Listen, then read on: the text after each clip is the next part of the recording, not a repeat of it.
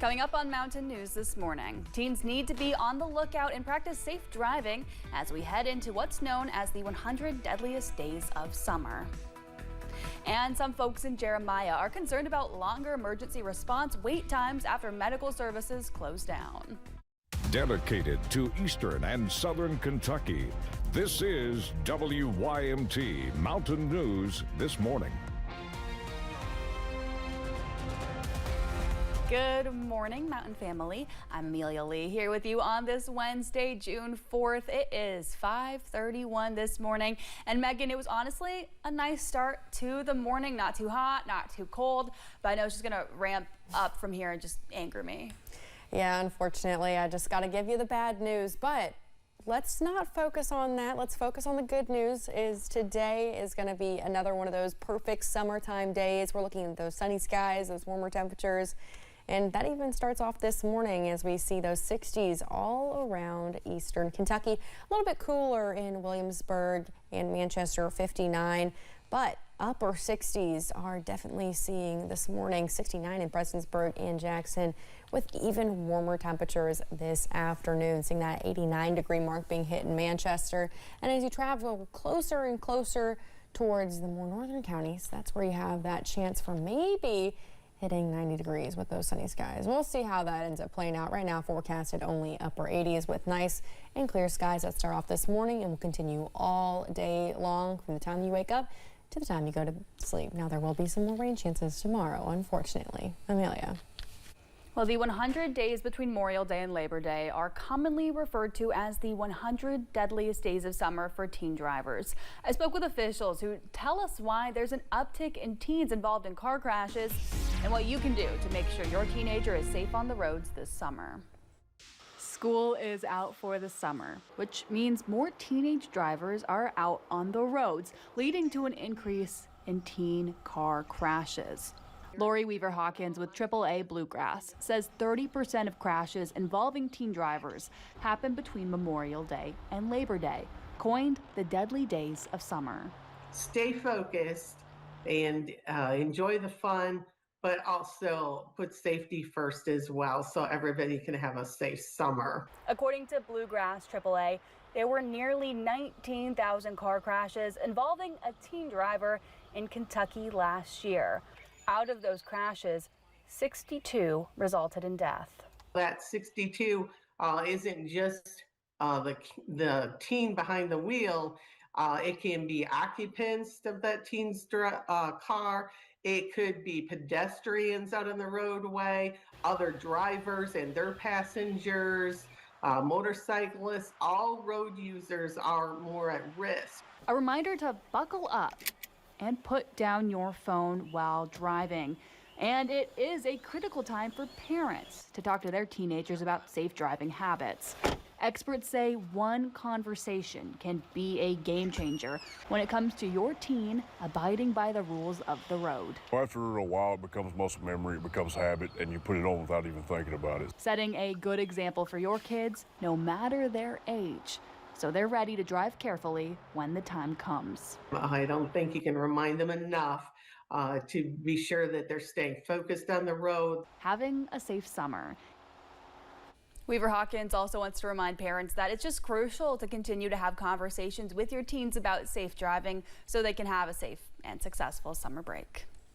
Deputies in Laurel County responded to a disturbance on Ray Johnson Road Sunday. They say 34-year-old Brandon Anderson violated a protection order by getting too close to the petitioner. He reportedly went inside the petitioner's home without permission and then refused to leave. He then started banging on windows after exiting the home. Anderson is charged with violating EPO, DVO, and first-degree criminal trespassing.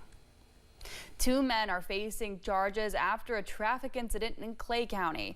A deputy was monitoring Kentucky 80 on May 30th when a car suddenly braked and drove behind a building. The deputy says 57-year-old John Smith of Manchester and 45-year-old Henry Smith of Corbin got out and ran. After a short chase, both men were found hiding in a bush nearby. They were arrested and charged with fleeing or evading police.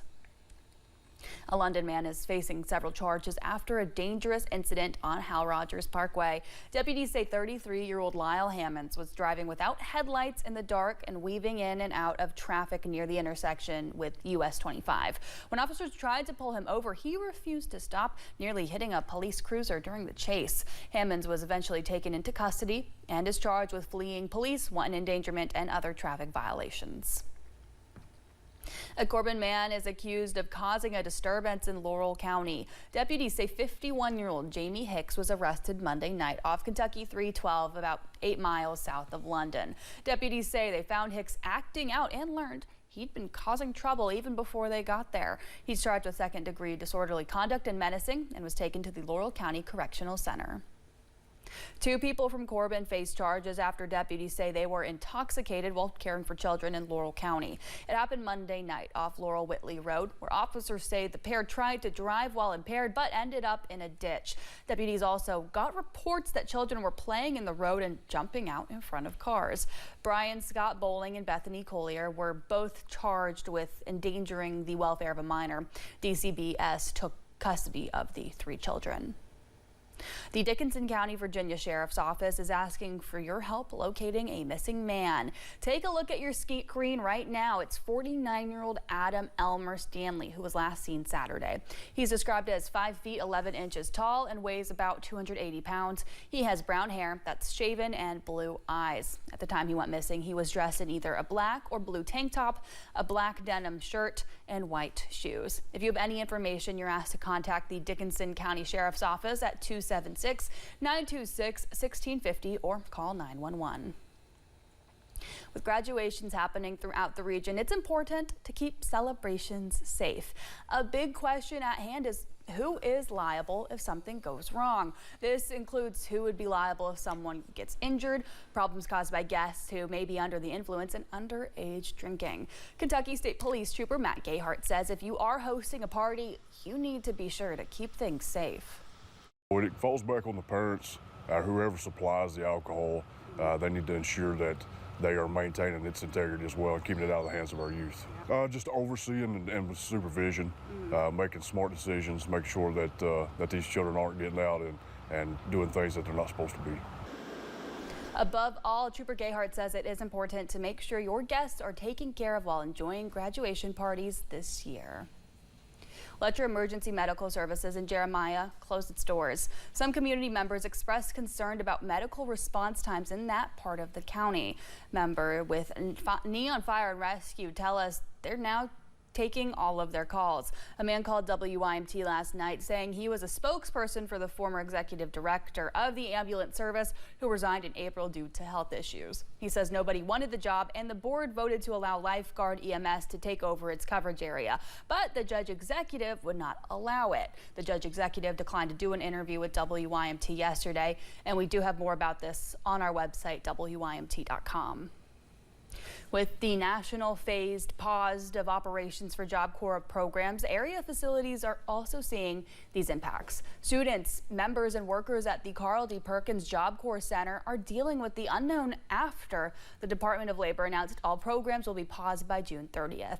WYMT is working to speak with students at the facility, but they are unable to leave the campus as part of their program agreement. Security does not allow reporters on campus either, and we do hope to speak with some of these students virtually, and we'll continue to share updates as they are available. It's 5:39. New York's Tribeca Festival begins this year, focusing on the piano man himself with an in-detail look at Billy Joel's life. And rain and storms return to the forecast starting tomorrow.